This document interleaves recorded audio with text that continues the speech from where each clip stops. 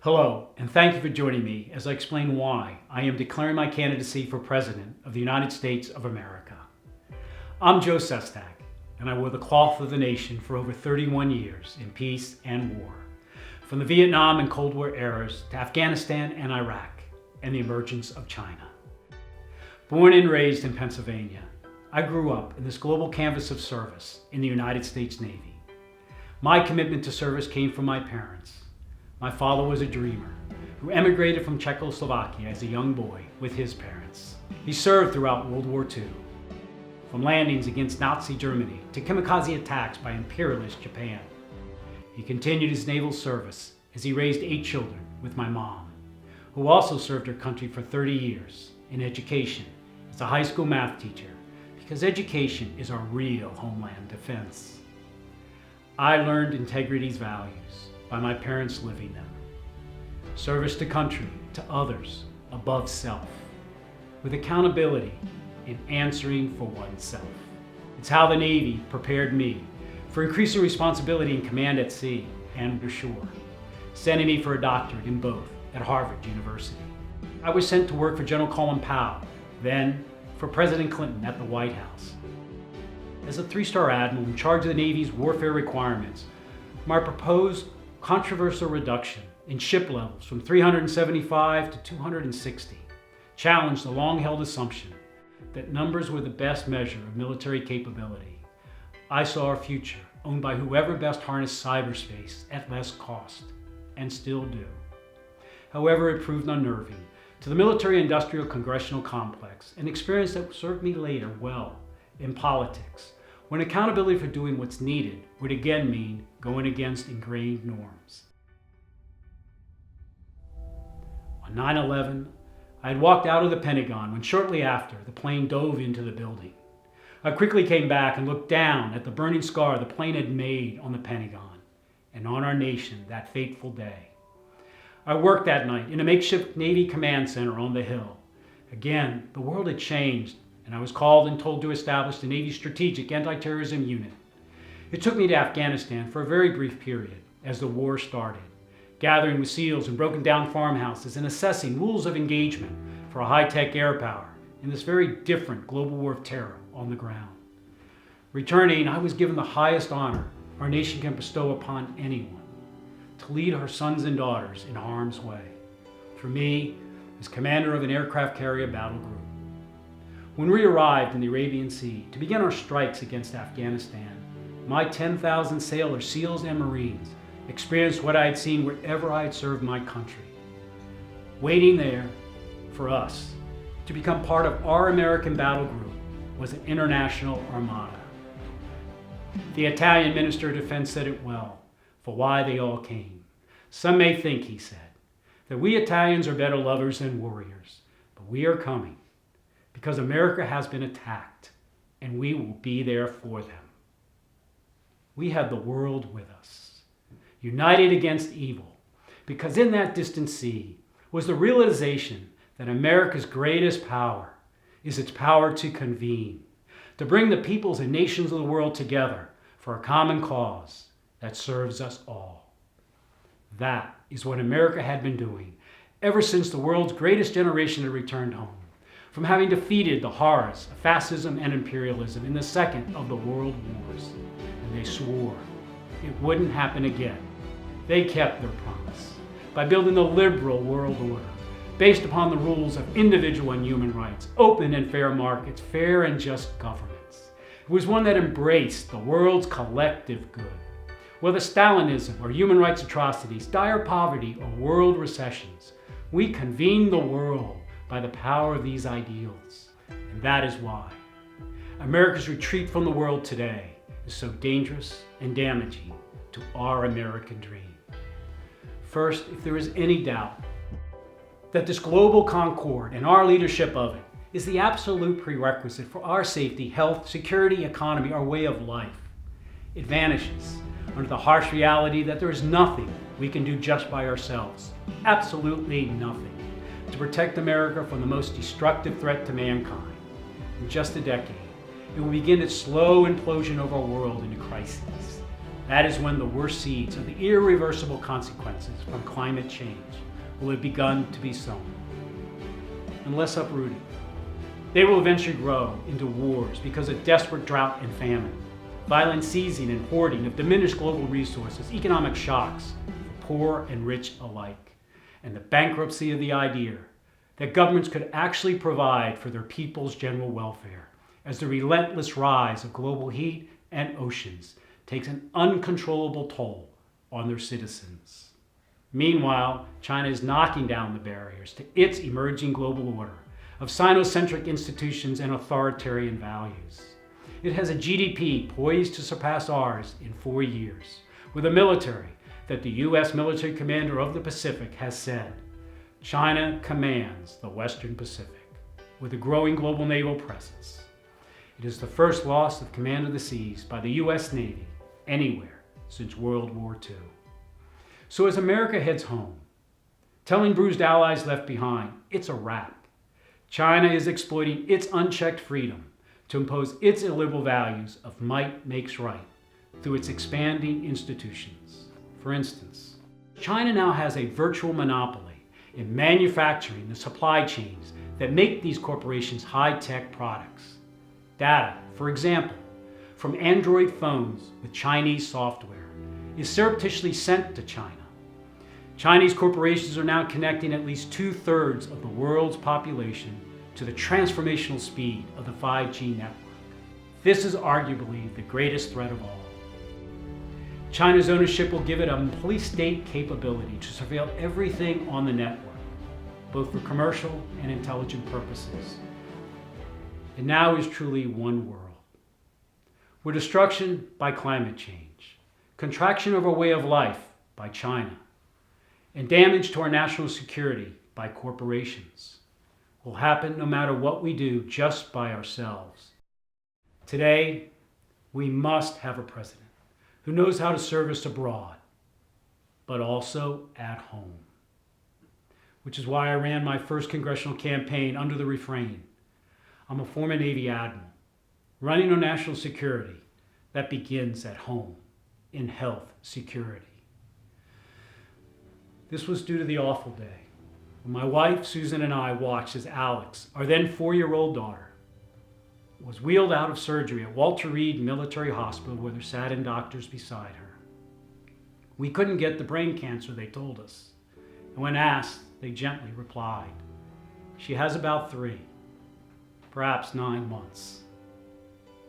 But our little warrior fought on, through burning radiation and the ravages of high-dose chemotherapy and 2 more brain operations with the best medical specialists our nation could provide. With her courage, Alex beat that demon. I knew then that I needed to answer to you, the American people, because you had kept your word by providing the military healthcare coverage that saved our daughter's life.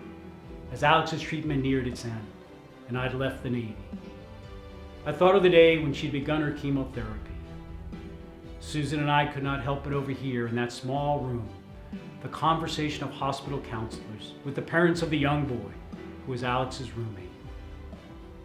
He had just been diagnosed with cancer, but they were struggling to figure out how could he stay because the family was without health coverage. Susan and I knew too well the anguish they were feeling, and that helped show me that I needed to work for every family to have the healthcare coverage that we have had for Alex. I changed from being an independent in the military to Democrat, returning home to Pennsylvania to run for Congress. It was a nearly 2-to-1 Republican district where I had been raised, bringing a sign my daughter had painted, Joe Sestak is walking in your shoes. Honored to be that Republican district's 2nd Democratic congressman since the Civil War, I was fortunate to be the highest ranking military officer ever elected to the U.S. Congress when I entered it, just as the Great Recession began. Our office was open 7 days a week until 9 p.m. every night to deal with the devastation to the lives of our constituents. The staff helped save from foreclosure over 800 homes of families who had lost jobs.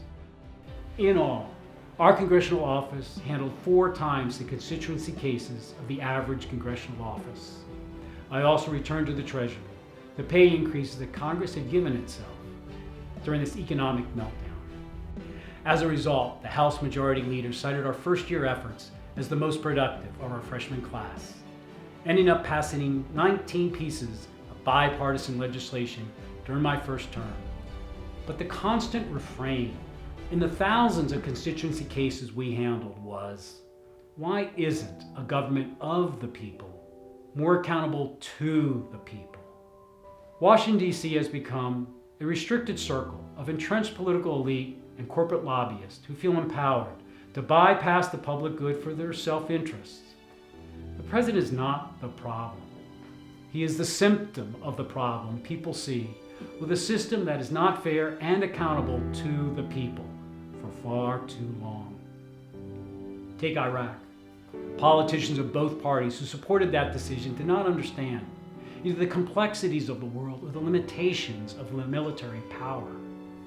And no one, not one political leader or any other, has ever answered for themselves to be accountable for the carnage of either that Great Recession or that tragic war.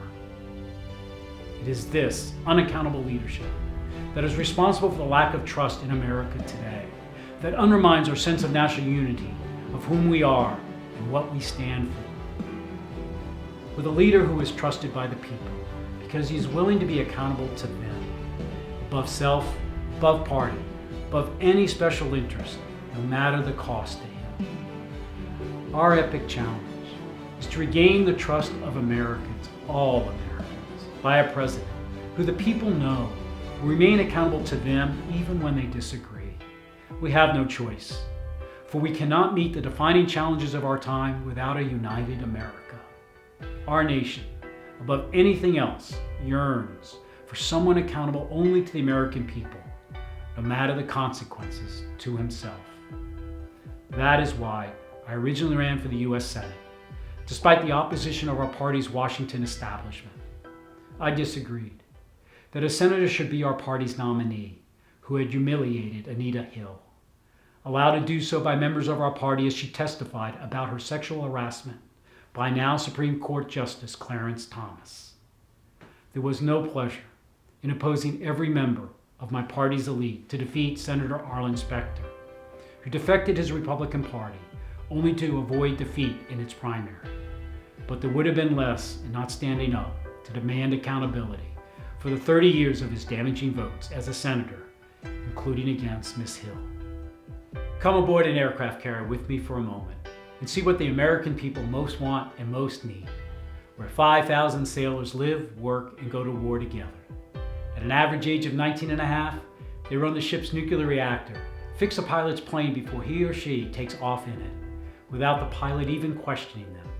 Just a professional salute before the plane is catapulted into the dark of the night, which, after dropping about 5 feet, continues upward, the ride of your life. Disneyland has nothing to hold over that ride. But sometimes, the air boss calls out to stop the launch, to change out planes, something is wrong, and they need another aircraft over Afghanistan. And then you see what America most wants today. A young sailor comes out on that dark, windy carrier deck and goes underneath the belly of that plane where the pilot cannot see and unhooks the plane from the catapult. No pilot will turn off his or her engine until they know that they have first been unhooked from that powerful sling, because if a mistake were to be made after the plane's engines were turned off and the plane were still attached to that catapult as it was suddenly slung forward, it would be the last ride of the pilot's life. Since the young sailor knows that the pilot cannot see him unhooking the plane, the sailor then walks in front of the aircraft and looks up at the pilot and gives a very simple signal that says it all. Go ahead, you can trust me, because I'm willing to be accountable by standing right here until you turn off your engines, open up your plane's canopy, and are safely on deck.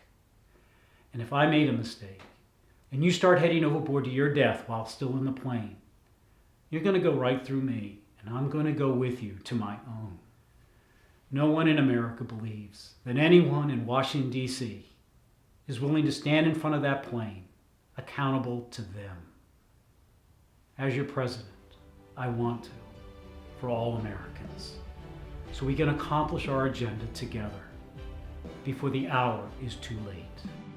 And while my announcement may be later than others for the honor of seeking the presidency, the decision to delay was so I would be there with our daughter after her brain cancer had returned, as she courageously refaced that dreadful disease.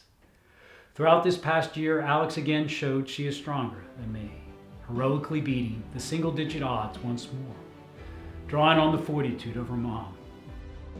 Americans know that we ourselves have more in common than we do differences. I know. I served with all of you in the global canvas of our Navy, and served all of you as a congressman. And now, as president, I will need all of you to help answer the call for America's leadership to restore a just world order, so it serves us by raising our collective good here at home. Done by my gaining your trust that I will always remain accountable to you alone. Thank you.